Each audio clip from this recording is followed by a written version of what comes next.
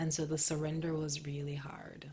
The letting go was really hard. It was really painful.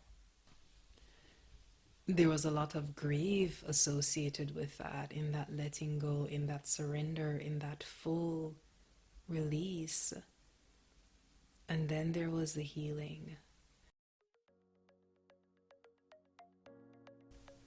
Ooh, we're back. We are back. Wow, wow, wow. Welcome to another episode of the Preparing for Pregnancy After Loss podcast. This is your host, Natalee Facey, and I am so grateful to be back with you. It has been months. It's been months, and the gift it is to be back with you. So precious. I am wanting to start with some gratitude. I am grateful for the gift of this new day. I am grateful for the deep, deep healing journey that I have been on in the past year. I am grateful for the opportunity to be of service. And I'm grateful to be able to connect with you in this way. And so thank you for being here. Thank you for being a part of this journey so that I am able to do this work that is so important to me, that I am called to. And thank you for the ways that you are showing up for yourself, for your healing, and all the ways that today's episode will support you in feeling more resourced, support you in whatever you're navigating, whatever you're currently moving through. I am so, so grateful for the opportunity to be with you. Thank you for being here.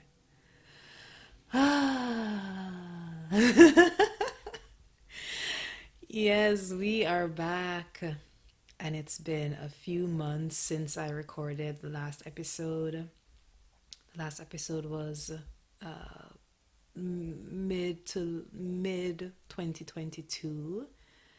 And let me tell you, 2022 was a year. Wow, it was a year.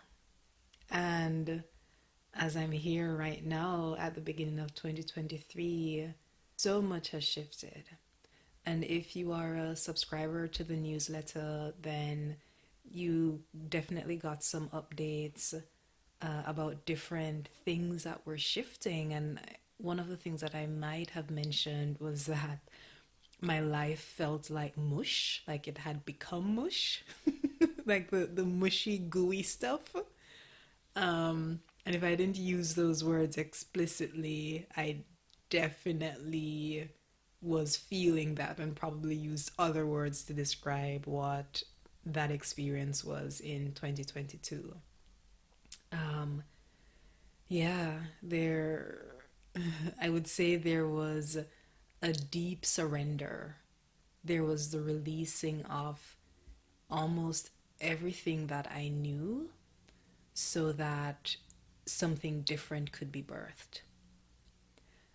And the hard part of that is, there's the part of creation where you intentionally set out to create a thing and you're doing it consciously, right? Like, I want these things in my life, I want these things in my home, I want these things in my career, and you're working towards those things, right? Like, you have the vision of what it is that you're wanting to create and you're on the path towards it.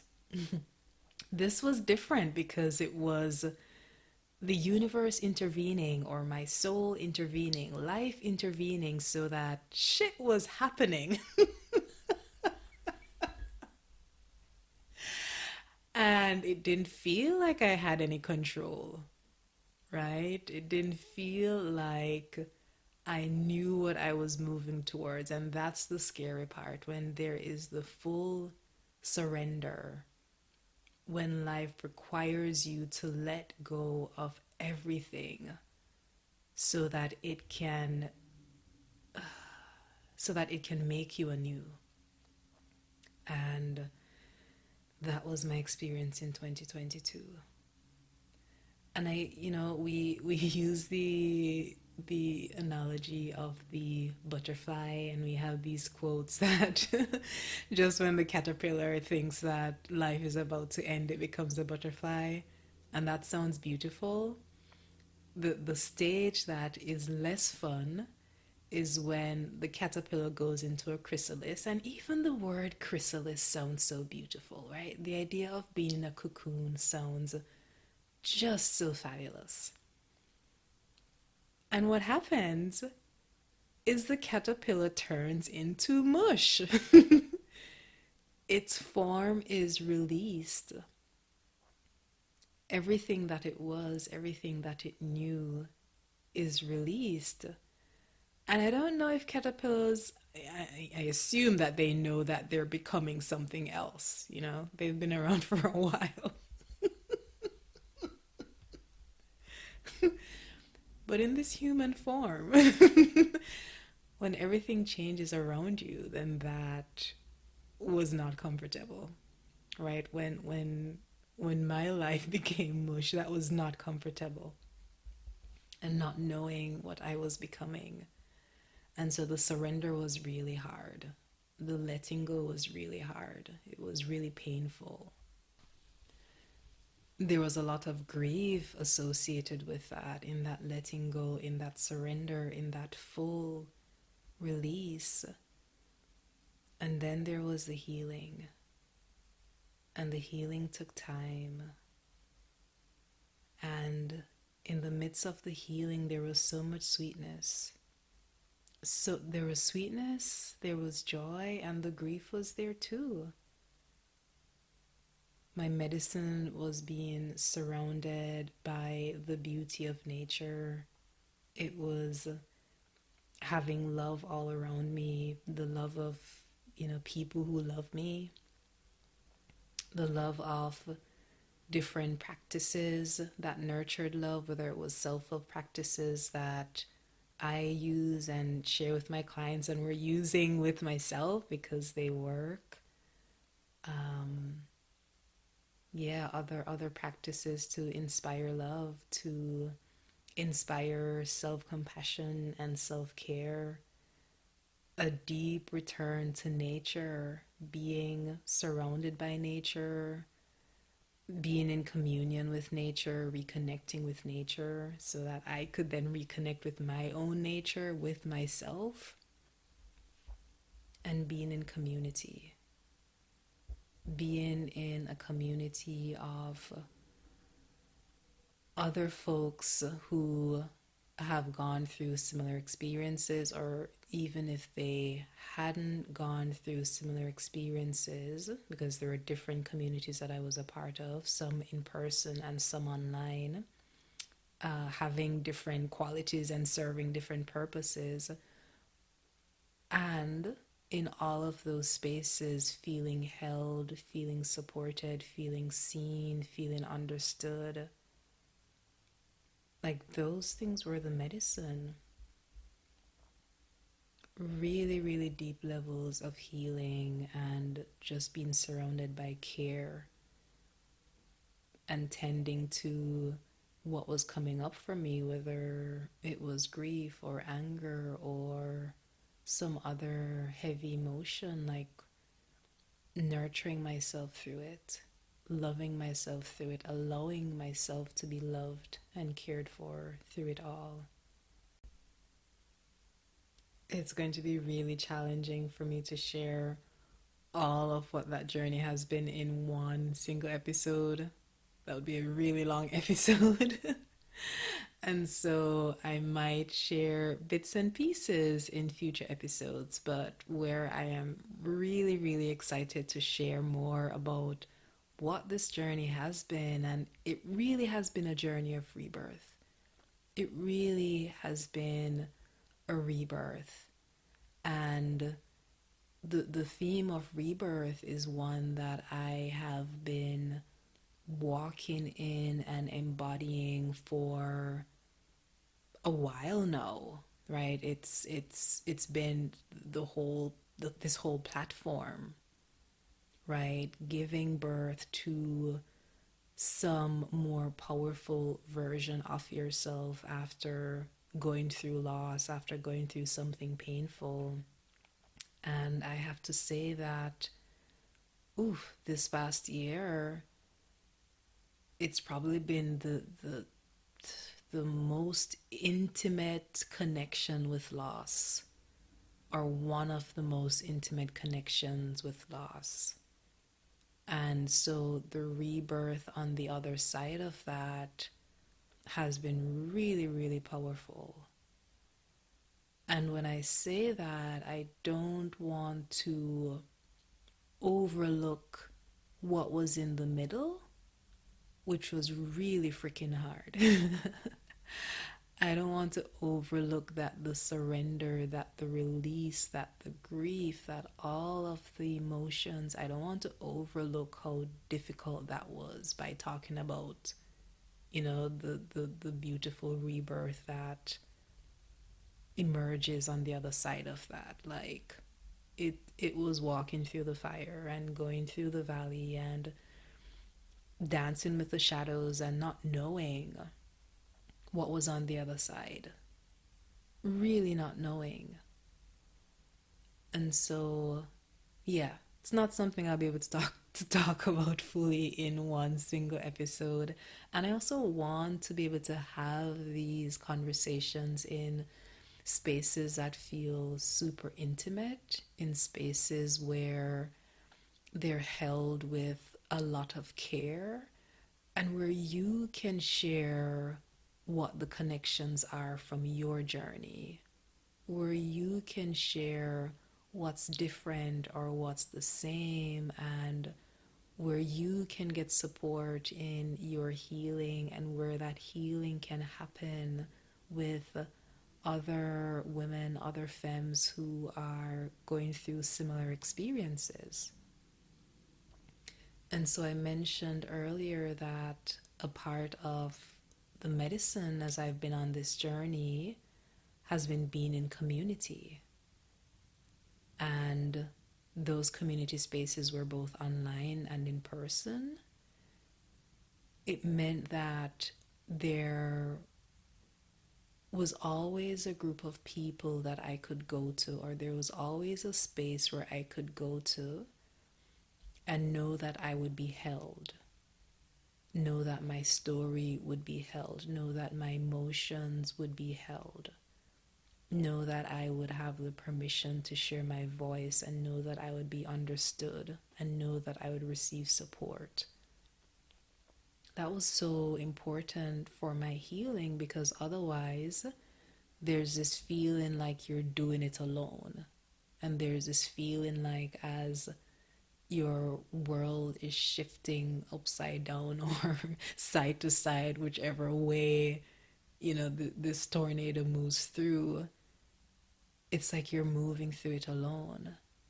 But having community, having this space where I could go back to, having the love and the affirmation and the witnessing from other people, that was a huge part of my healing. And so it really reinforced for me the importance of community.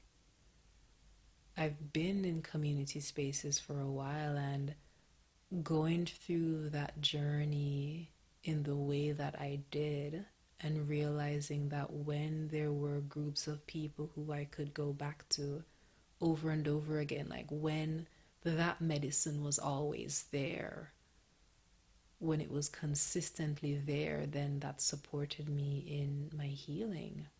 That supported me in getting to the other side, and that supported me in my rebirth.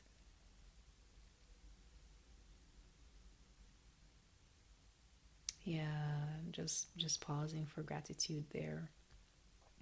Really pausing for gratitude. And one of the things that I'm really appreciating about being in community, being a part of a community, healing in community, whether in person or online, is that each person just needs to do what they're being called to do. each person does the thing that they have the spaciousness and the resources to do, and somehow it works, and somehow it keeps working,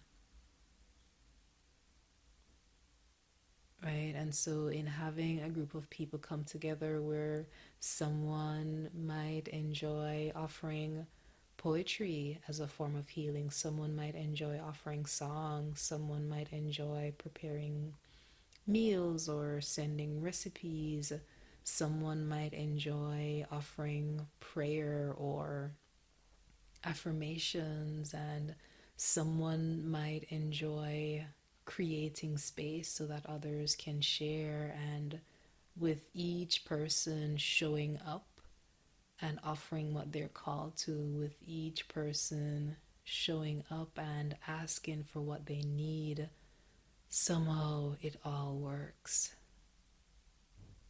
And I feel so incredibly blessed that for several months in the past year, I've been able to experience this on an ongoing basis.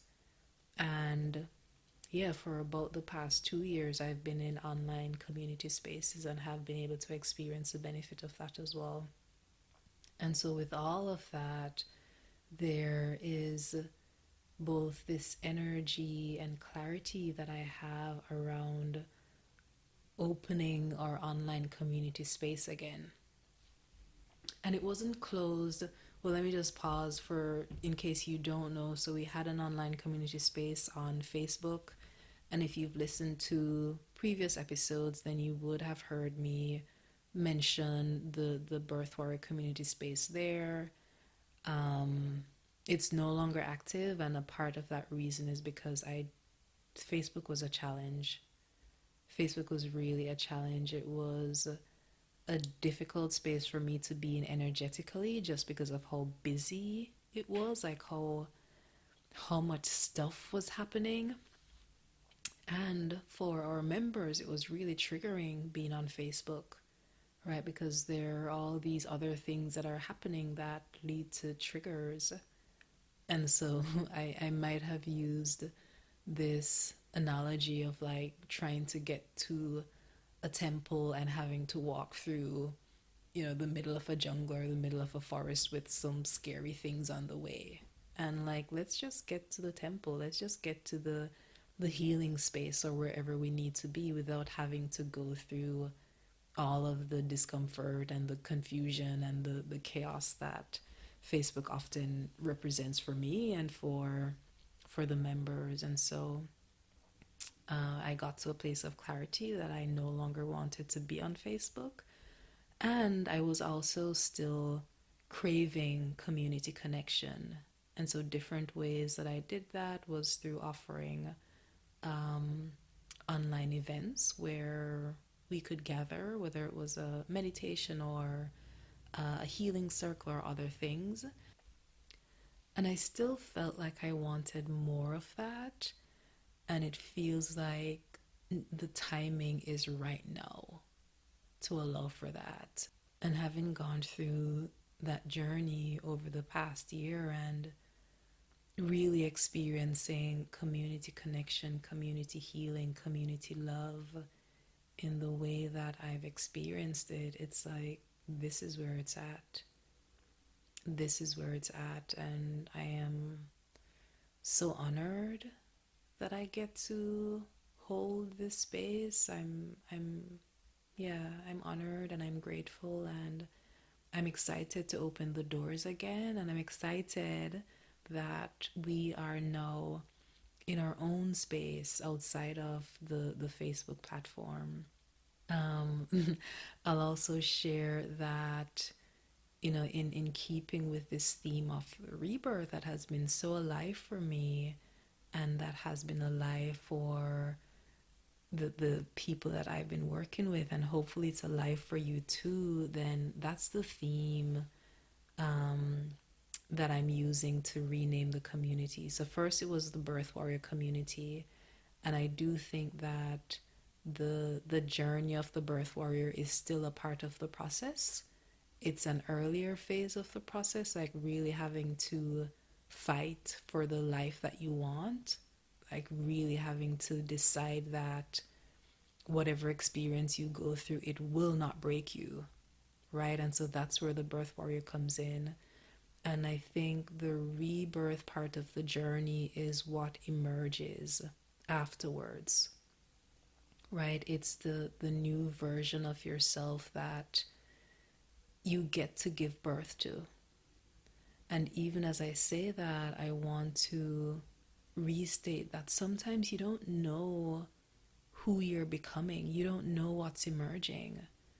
So it's both holding the idea of what's possible, holding the idea of whether it's more love or more authenticity or more freedom or more of yourself, right? Holding the idea of what's possible and creating the space, being open for however it wants to emerge and for whatever it wants to become, and trusting that it will be even more beautiful than you could have possibly imagined. And I can say that with confidence because girlfriend just went through it. Like I have had rebirth journeys before, and ooh, this one was powerful. And yeah, there's a whole surrender that had to happen, and I'll be able to share more as we continue or as we're in community together.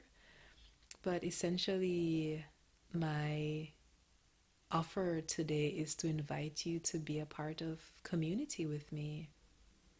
Invite you to be a part of this space that is now infused with new energy. This space that is now holding the intention of deep, deep levels of healing. And the other thing that's coming to mind to share is that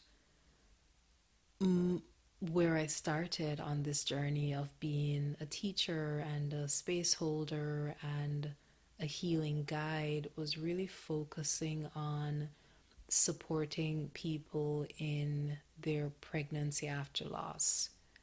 And so a lot of that early work was oriented towards pregnancy, right? So you had a loss, whether it was a pregnancy or infant loss or loss in the form of infertility. And a lot of those first episodes and messaging was around supporting you in being prepared for the next pregnancy, right? That's the current title of the podcast. And really, what I have been feeling drawn to, really, what has felt like the next phase of authenticity, really, what has emerged from this journey of rebirth is that there's so many losses. There's so many forms of losses that we go through as women or femmes. So many forms of losses, and some of them are connected to pregnancy, right? Some of them are connected to the pregnancy journey, whether there was a pregnancy or infertility. Some of the losses are connected to that, and other forms of losses are from being in this body, being in this world that we live in, the way that it's set up, and living as women or living in femme bodies. And so there is not only a deep desire, but also a requirement that I have been feeling to honor those losses, right? And so it might be the loss of a pregnancy, the loss of an infant, the loss of the family that you imagined that you'd have, the loss of what you thought your body was going to do. And it can be other losses, such as through aging, through health, like how health might change in our bodies. It might be how aging might change how we think of ourselves. It might be a loss of the relationship that we once had with our bodies. It might be the loss of your primary relationship with your partner. And if it's not the loss of that relationship, it might be how things have changed in that relationship going through pregnancy challenges. It might be not having the connection that you'd want with your family. It might be that loss, the loss of family relations, family connections, the loss of a sense of safety in your family unit or in your extended family unit. And it might be the loss of the life you thought you'd have. Whether that life involved a certain career or being able to do certain things in the world or in your life or in your community, there are so many losses that we go through. Just so much, and there is so much grief that we hold. So much grief.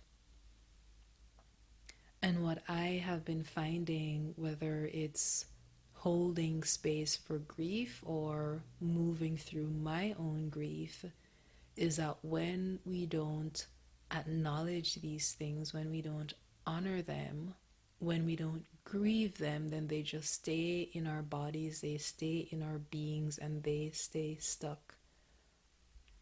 And we aren't able to fully embrace joy. We aren't able to fully step into joy or celebration or the full magnificence of who we're meant to be and how we're meant to express ourselves in the world, because there's the grief that holds us.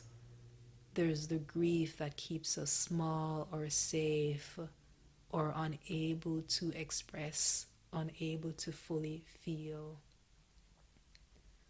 And so if there's a space that feels safe enough, intimate enough, sacred enough for us to honor the losses, honor the grief, then that gets to be the same space that supports our rebirth. It gets to be the same space where more of who we're wanting to be can emerge.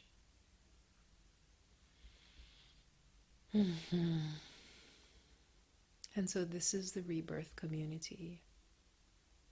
This is why I have created the rebirth community. And even as I say that, it isn't that I created it, it's that I'm allowing for space for it to emerge. Because this wants to come through. And so either I allow it, or someone else is going to have to answer the call and allow it. And because I'm feeling it, because I'm hearing the invitation, then I am allowing it. And so if this resonates with you, then yeah, answer the call. Come on over. You can find more details at nataleefacey.com/community, and you'll see that in the show notes as well. So again, my website, nataleefacey.com/community. So let me share a bit more about what you might experience in the community. We're going to be gathering monthly. Because how can we not gather if we have community? So similar to Facebook, where you'd have the ability to share updates and to chat with other members and to post things and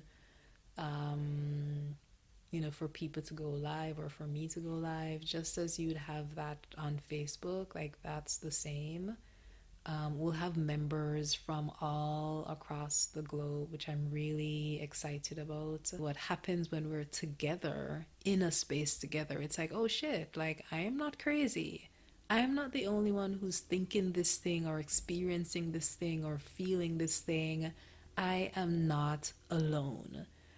And so the excitement that I'm having is that you get to experience that, to know that you're not alone, right? To know that there are other people who are also on the journey and the healing gets to happen together.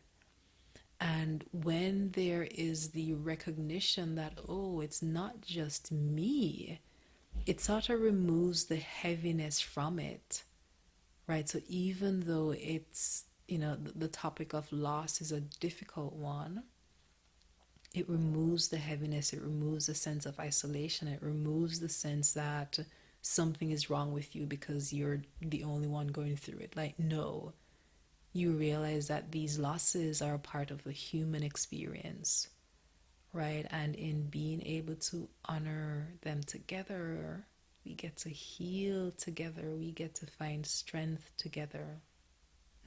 Okay, so going back to the first point that I wanted to share, which is that we'll have monthly gatherings, um, and those will happen over Zoom or some other online platform where we get to be in each other's presence in that way. You can have your camera on or off, whatever your vibe is in that moment. And of course, the community is a sacred container for you to feel seen and heard and understood. Because I am all about the tools, I don't think it makes any sense to just talk about what's happening without having tools to navigate what's happening. Then it means that you will be learning those tools and practicing those tools, and those tools will support you in the healing of your body, mind, and spirit. There will be inspiring conversations with other members who are wanting to share their story, or guest teachers who I'm going to be inviting. You'll have access to events and workshops and healing courses. And yeah, it gets to be what we co create together, right? Sharing different practices and how those practices are working for you. And for me, music and dance and nature are really important. And I've really wanted to be able to share those practices and what it looks like for me in my day-to-day life, and to see the other practices that others are either experimenting with or working with, like what's been working. And I'm grateful that this gets to be the space for us to do so. I haven't shared them as much on Instagram. I also haven't been on Instagram for a while. And while I'm comfortable sharing some things, I do also really enjoy having a space that's more intimate, like having a space that's ours. And so that's another part of the benefit of having the community, that we get to go deeper, we get to share more because the space feels like it's ours versus just an open space on the internet. And so, yeah, I'm so grateful. I am excited to be back. I am excited to be energized and to have the deeper level of clarity that I have to move into this next stage of my work and into this next stage of how I serve. And yeah, if this feels like it resonates with you, then I look forward to having you in the community.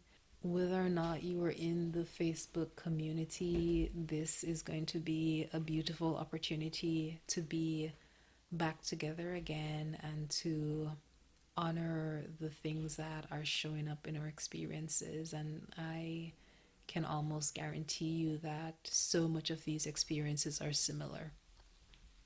And so, yeah, we get to heal together, we get to support each other, we get to be each other's witnesses, and we get to have the tools to navigate it all, and to walk towards this journey of rebirth, walk towards this journey of what your life is wanting you to become, what wants to emerge in your life as a result of anything that's ready to be released. Yes, and so thank you. Thank you for being here. Thank you for your courage. Thank you for showing up for yourself. Thank you for checking out the episode. And yeah, feel free to head over to the website nataleefacey.com/community to learn more about the different benefits and how to join. If you have any questions, you can email me at hello@nataleefacey.com, and all of that information will be in the show notes. All right, so good to be back. I will see you in the next episode, unless I see you in the community before then. Sending lots and lots of love. Bye.